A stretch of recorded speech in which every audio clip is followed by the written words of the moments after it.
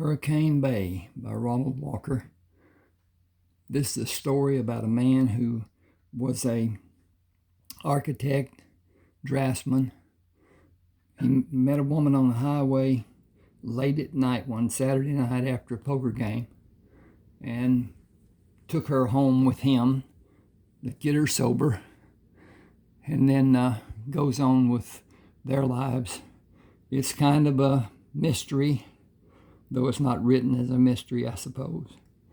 Ronald Walker at smashwords.com, and you'll have to sign up, become a member. But Smashwords gives you books